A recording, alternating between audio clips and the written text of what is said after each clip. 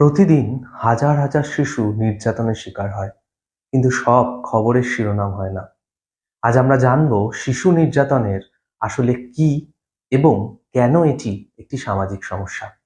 শিশু নির্যাতন বা চাইল্ড অ্যাবিউজ বলতে এমন সব ইচ্ছাকৃত কাজ বা অবহেলাকে বোঝায় যার মাধ্যমে 18 বছরের কম বয়সী কোনো শিশুর শারীরিক, মানসিক, যৌন বা সামাজিক ক্ষতি কিন্তু হয়ে থাকে।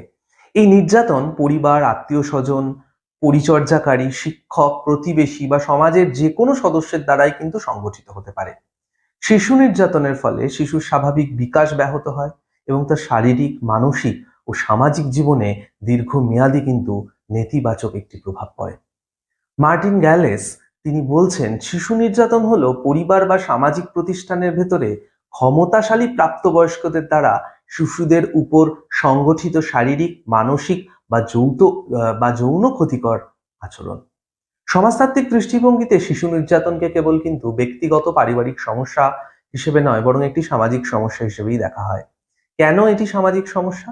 সমাজতাত্ত্বিক দৃষ্টিতে এর কিছু কারণ আছে, যেমন ক্ষমতার অসমতা, পারিবারিক ও সামাজিক কাঠামোর ব্যর্থতা, সামাজিক মূল্যবোধ ও নীরবতা, দুর্বল সামাজিক নিয়ন্ত্রণ ও আইন প্রয়োগ।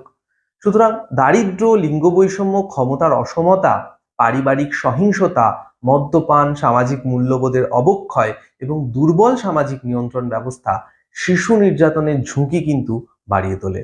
অর্থাৎ সমাজের কাঠামোগত ত্রুটি ও সাংস্কৃতিক ধ্যান ধারণাও শিশু নির্যাতনের জন্য দায়ী। সমাজতাত্ত্বিক দৃষ্টিতে শিশু নির্যাতন কেবল কিন্তু ব্যক্তিগত ব্যর্থতা যেহেতু নয়, বরং এটি সমাজের কাঠামোগত বৈষম্য ও ক্ষমতার অপব্যবহারের প্রতিফলন। শিশুদের নীরবতা আমাদের সমাজের নৈতিক ব্যর্থতাকেই কিন্তু প্রকাশ করে। একটি সংবেদনশীল ও দায়িত্বশীল সমাজই পারে শিশুদের নিরাপদ ও ভবিষ্যৎ নিশ্চিত করতে।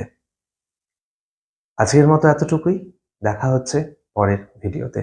ভিডিওটা ভালো লাগলে তোমরা অবশ্যই কিন্তু শেয়ার করো।